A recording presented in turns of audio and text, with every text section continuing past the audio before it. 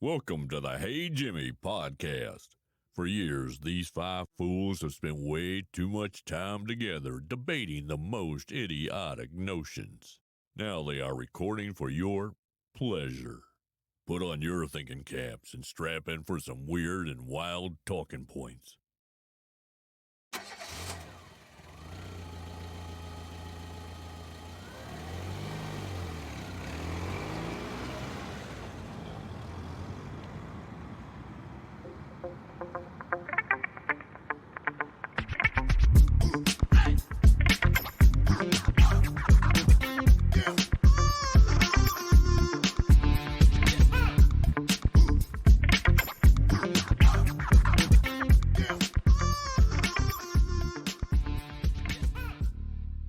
Hey, Hey, Jimmy! Jimmy!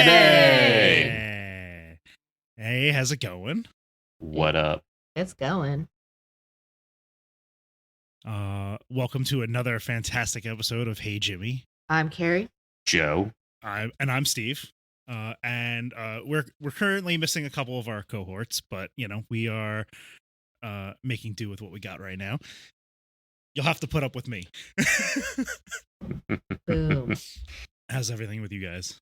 Pretty good. Good. Just getting ready for Christmas. We were last time talking about the multiple elves on a shelf behind you. Oh. And not just like small elves on a shelf, like full-size elves on a shelf. Well, no, that's a snowman and a reindeer. Oh yeah, that's right. Oh yeah, that's right. They weren't right. I would Well, qualify those as They're not actually elves on a shelf. winter friends, not elves. Yeah, they're decorations, Steve. And then I wouldn't call them Is what friends normal because people would call them. I can't really call them friends because they don't interact with me. I know you don't understand anything other than the mensch on a bench, but That's yes. It's what is it? Oh, Nick the other day sent us something. Growl on a pole, mm-hmm. and I like Yeah, that was very yes. funny. it was funny, and you know what? If that was a thing, I'd probably would buy it. Yes. Who does not love Dave Grohl? So I hear Joe has a dumpster fire story for us. Or both Joe and Carrie have a dumpster fire story. So why don't we move to our new segment, dumpster fire stories?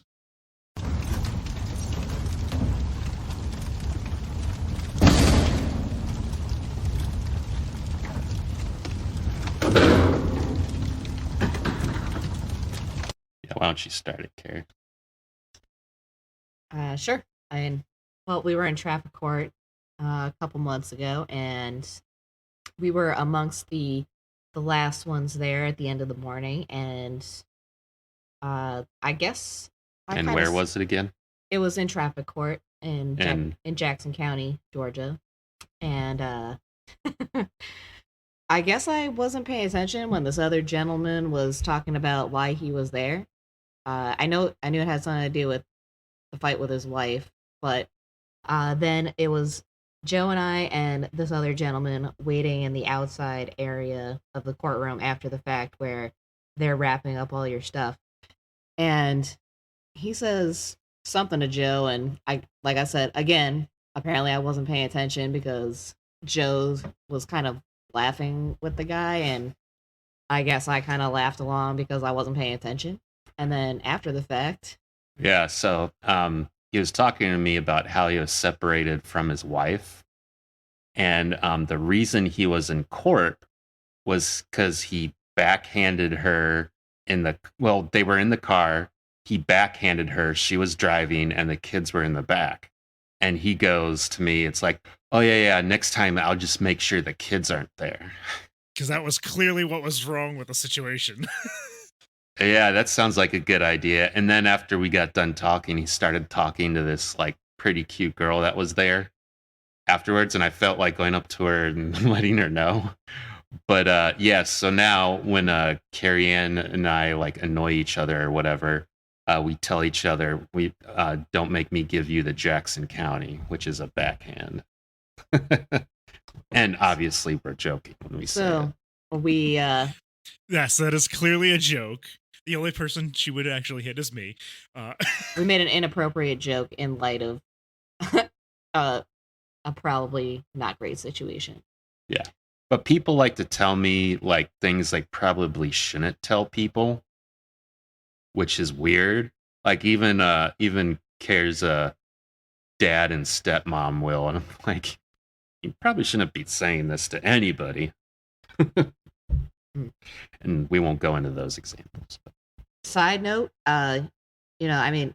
abuse is domestic violence is a serious thing, so it's I'm fully acknowledging it's not an appropriate joke, but we only do it at home. Way to go for bringing it down, Care. I mean, come on. People are nuts. People are nuts. Legit. People are nuts. And if But you yeah, are so having that an issue was- at home, please call one of the many hotlines out there. Look That's- at Carrie giving a fantastic PSA. The more you know. So yeah, that was our dumpster fire moment several months ago at this point, but it's That a might have good been one of the big dumpster fires of the year. Well, hopefully we'll be able to, do this a little bit more frequently and then piece together all those dumpster fires and pick which ones our, all time for the year. But, this is still a very new segment for us. So we'll adjust as Traffic court is a good location to find dumpster fires. Yes, I would imagine that. Yeah. And thank you for giving us that example. All right, let's go into our main topic. Do you think you could survive in the 1800s knowing what you know now? God no. Not in What did you say? I said God no, and not in the I couldn't survive it. It's that I'm a woman that speaks too much, and that would not go over That well. is true. That is very true. So without even going through the technology or any of that, I would not survive because I'm a woman who is a little too honest. Joe, Yeah. stop making that face. Well, I mean, at least they won't call you a witch in the 1800s, right? So I mean, that's a positive. I think actually I'd like if I could like knowing what I know now, I think I could do pretty good in the 1800s. One, I'm male. Two, I'm a chemist. So I know a bunch of shit that now that they won't know for several hundred years. So you're going to be Few in jail hundred for years. being a warlock. So, well, no, I will be like the king's hand Merlin and make it. him his explosives and whatnot so he can bring down the Merlin the is other. before the 1800s, son.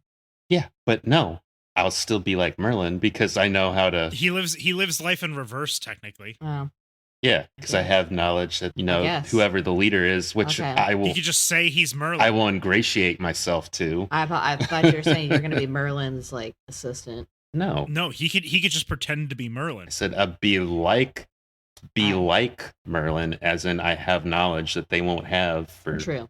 I apologize So that's- for the misunderstanding. Yes, because I forget who said it, but it's like advanced technology at some point is no different than magic, something to that effect. Yep.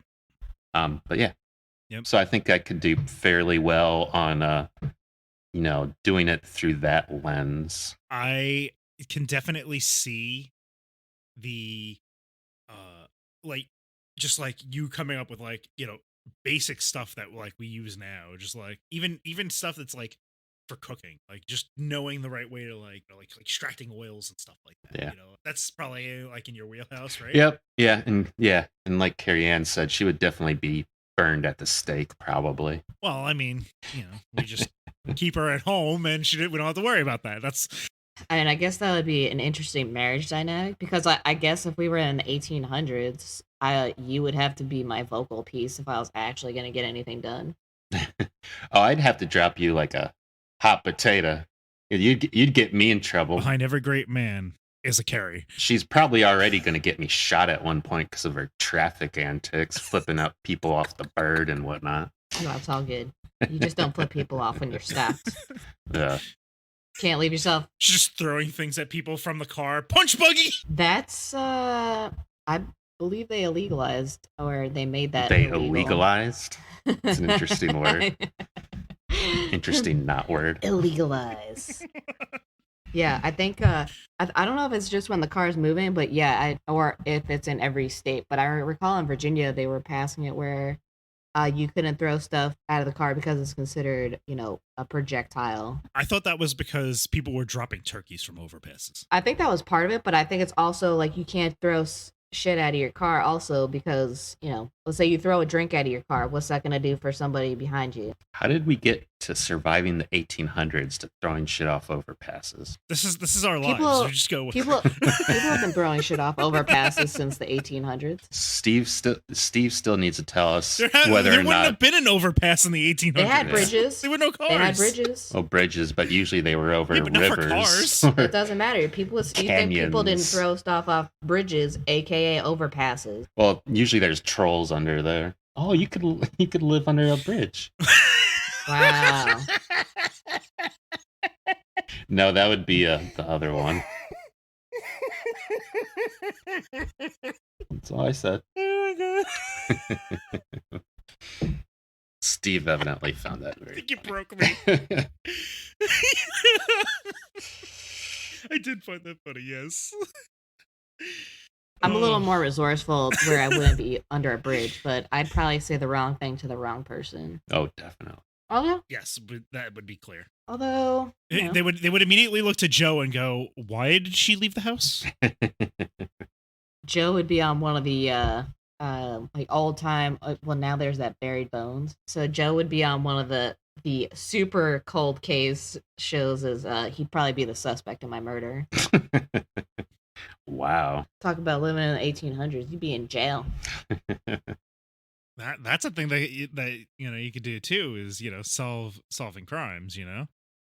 Understanding like what we know now, especially because your true crime podcasts. I'm sure you understand far more than they understood in the 1800s. Could just be a detective. You could be an Enola Holmes. Yeah, I could try, but like I said, Hmm? the woman thing is a hard hurdle to get Yeah. over. In the 1800s, yeah. So let's go to somebody who could do something in the 1800s. Steve, would you survive the 1800s? You just have to you do good in like a matriarchal society. I think there's a few of those out there, but Oh, yeah. definitely not in colonial. I think I would do pretty well. I think I would do pretty well. I am kind of a jack of all trades kind of thing, so I can adapt pretty easily to things that I've never done before. Like I learn, I pick things up, and I can do them. But knowing what I know about cooking, I can bring flavor to the taste buds of at least Americans.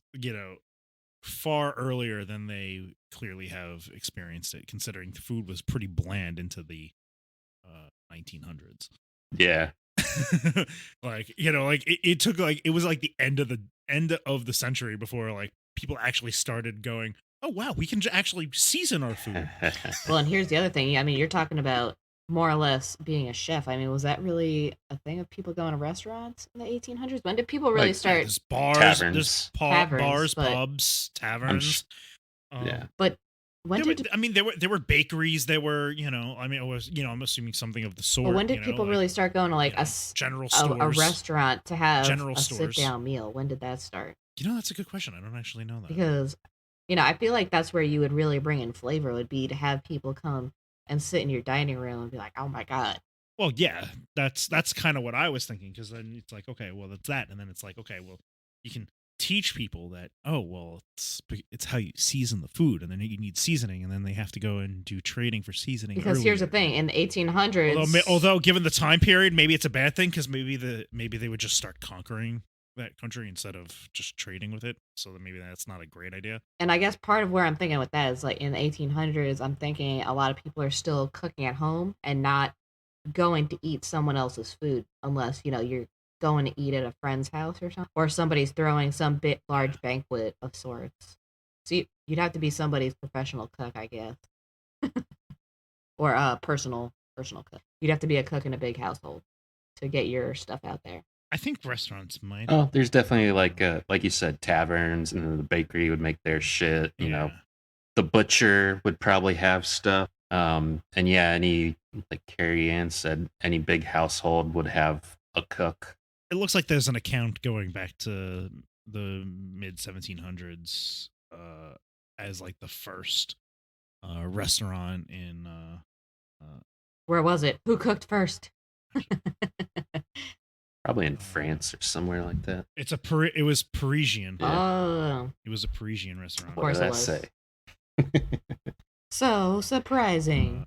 But I mean that's what this account says, but it's not. It was documented in the 1850s, so Well, uh, maybe congrats to the French for the first restaurant. 100%, but like That's not a tavern or bakery. it does make some sense. Well, so Steve could be an entrepreneur and have the first restaurant. Yes, Yeah, you could. There's You could have the first plenty of restaurant in unmarried- America. or at least Unmarried the men. first restaurant in that area. But people are gonna want to also want to have it might be a little harder because at the same time it's like, all right, well, we do restaurants so that people can go out together. I guess the stigma of the 1800s did men really take their wives out to go eat? Like, No, the wife is there to that what cook. it comes down to, did they? Right, exactly. So like, did they go out to eat ever? Like, well, no, okay, but don't be mad, Carrie. Don't be mad. I mean, it's No, it was sort of I- the This was a truth. thing that I'm not happened really then. mad. I'm just trying to tone. It was a I'm thing not then. really mad. I'm just trying She to was tone. just giving me the old Jackson County. I'm just trying to tone Yes. down the amusement level over the The stink eye. situation. Yeah, it's just I think it could an idea of a restaurant could still work, or I mean, because like they had butchers, definitely they had butchers. They had I'm assuming some sort of like bread is not a thing that was only just invented, in that century. It was way before. Well, and a then, lot so, changed over the course of the 1800s. they had bakeries, so you could do even if you designed it to be toward like businessmen, right? I'm doing air quotes here, businessmen, like snake oil salesmen or something like that, and they're just trying to like wine and dine their potential customers. That could be a potential for people coming in, or because a working guy has to eat lunch at some point, may not be able to go home. They probably so, still had food carts. and the refrigerators weren't really a thing either. So, everything's got to be fresh. You could probably have a food cart in like a market.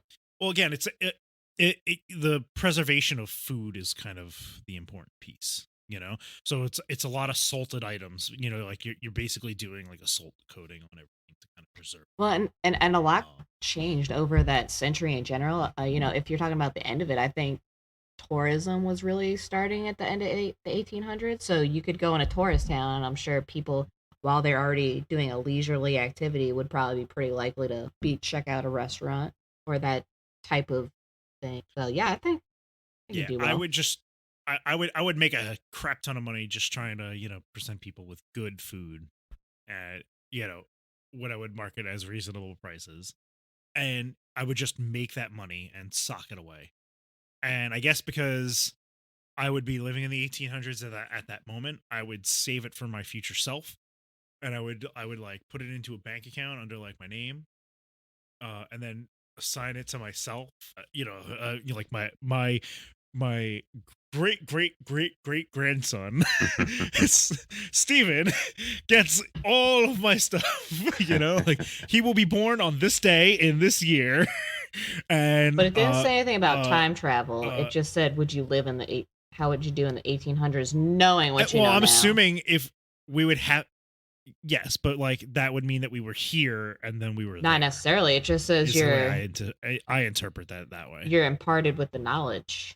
So Yeah, you so go knowledge back of there and you itself. can't come back. You have to live there. The knowledge of himself I don't know. in modern era. Yeah, but I mean, we have to know what we know now, so like we'd have to live in the modern era. Yeah, I think I could probably do something like that, or, I would probably just come up with a job that nobody would have thought of in that time era, and just do that. Like, Porn. no, I'm pretty sure that stuff kind of existed already then too. Yeah, Kama Sutra. They had art, air quotes, where they would have pictures of naked women. So I'm sure that porn, although not how we Yeah, but you see could it. bring up straight up would be- smut. Yep. Oh, that could be a that would be a thing too. Knowing what we know now, right? We could go back and sort of influence media, right? Like we could adjust like how newspapers read out articles or something like that, and kind of make tabloids kind of bankrupt before they even start. Just to kind of make it so this way it's like, oh, okay, we know a format that works nowadays. Let's use that format, and then let's use that in a positive way and try to guide it. Nah, Steve. in its We own way. create the first tabloids and make oodles of money. Yeah, but that's not sustainable. Sure it is. Everybody loves good gossip. Well, it just ended up in the newspaper, I would think. Initially, that's where That's the why we whole create our own. yellow journal Right. Well, that's yellow what journalism. that's the like start of the tabloids, where they were just making crazy headlines to sell the paper. we just do a paper version of the Onion in the 1800s. So sell a bunch of stuff that's very, very false, and just not tell anybody and let them figure out that, oh wait, this is not how this works. What are these people talking about? Yeah, no, it's parody. Like anytime somebody tells us like this article's wrong, like it's a parody. It's funny. We would be the ones to define a parody. It sounds like a good way to get yourself run out of town. People don't understand it these days sometimes. Looks like Steve's going to be living under the bridge with me. I'll be shunned out of society. If people find out it's you writing the lies, yeah. Get this fucker out of here. That's what I'm saying. Like we got to do it in positive ways, right? Because we move away from that, whatever their writing style was, and go with something that clearly draws a lot of attention, especially because there was a lot more eyeballs on newspapers then, so that's a good way to make some money too. Trump people up instead of talking shit in the paper. Is that what you're saying? No, just we make a newspaper or whatever, and it's like, okay, well, we implement a lot of the stuff that makes not clickbaity articles, right? But stuff that's that draws people in to read the articles. Like nowadays, we would just have to implement that then, and we start that. Oh, okay. I thought you were, for a second, I thought you were talking about putting a positive connotation on it instead of negative, because usually these headlines are, frankly, negative. Oh, I mean, definitely with a positive vibe instead of because negativity seems to sell newspapers nowadays, right? So having more positive stories instead of negative stories might help cut through the bitterness of the world.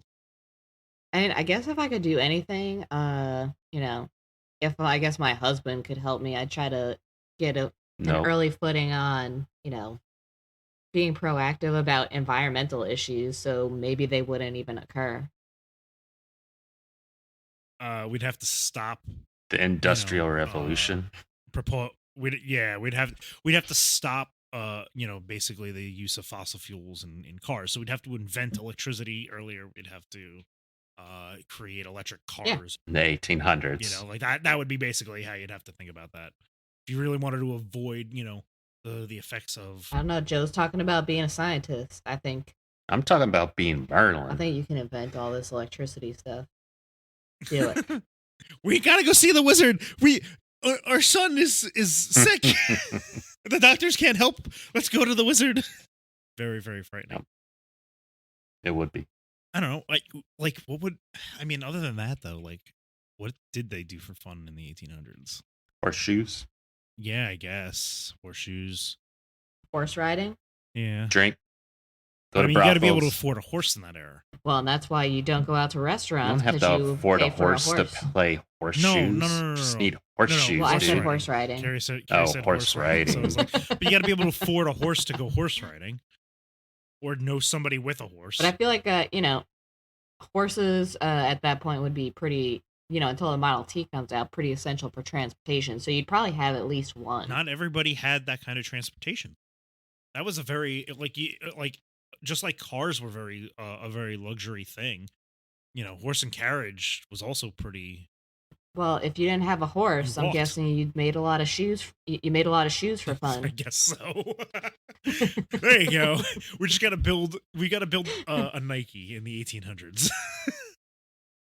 If you can't get your horse, I got a set for you to wear here. We'll have to, maybe we'll have to go at it from the Paul Revere aspect, because he would be an American icon of running around crazy. So we'll do the Paul Revere brand shoes. But he was on a horse though, unless it was Paul Revere horseshoes. But then again, most stable people just did their own horseshoes anyway. So they kind of have the torch already on their horse to do that. So maybe not so much that, but I don't know. Maybe like a brand of wigs. Look, I'm just maybe trying a to brand pick of wigs or something like that. The Washington wig or something. I just like make a whole bunch of George Washington style wigs. Maybe we could stop people from using some products now known to be toxic. They're not gonna. I mean, no. I'm gonna be like, I've got this amazing material called asbestos. It's great for insulation, and just get through it away way earlier in the century. This way it doesn't affect us later. Asbestos was considered like pretty much a miracle material for its many different properties before we figured out that it caused, mesothelioma when it was damaged. But when it's not damaged, it's all good. Exactly. So I'd make a lot of money off of it. Never remove it, and you're fine. And they don't know anything about cancer in that time, so hey, people died early all the time anyways. Not my problem. Dysentery. Wow. They died of dysentery. Oh, that's another thing. Knowing what we know now, we could possibly get to California fast. For the gold rush? Get a Make lot some of money. gold out of that, very early. We start at the early 1800s and we just mine it all up before anyone else even gets there. Well, you'd have to get there without getting scalped but first. I mean, we'd have to be, like they didn't really start that movement until like the mid 1800s. So like if we started at like the very early end of the 1800s, we could beat a lot of the rush. Just saying. And then we just sit on that gold for a couple centuries, and boom, yeah, we just bury it in the ground somewhere, where no one's gonna look. Steve still time traveling. Yeah, because again, we have to be able to live through the experiences to get where we are now to go back there. So somehow we ended up in the past. So if we ended up in the past, we should be able to get back to the future. But the technology's not there. So unless you're bringing the technology back with you to get back here, you're stuck in the 1800s. So I hope that restaurant works out for you.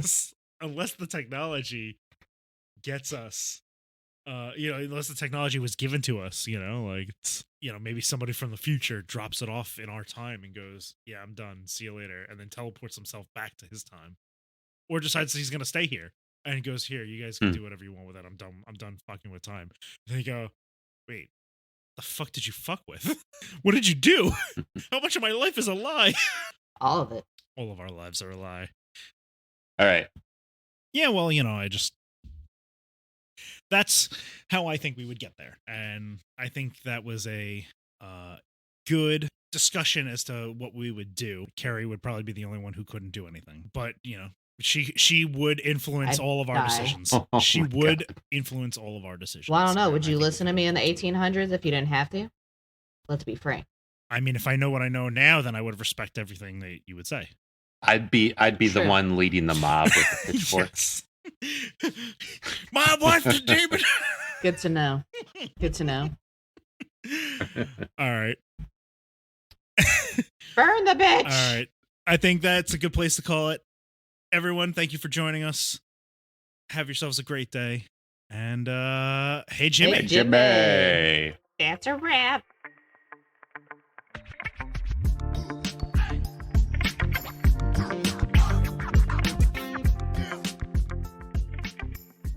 Thanks for listening to Hey Jimmy.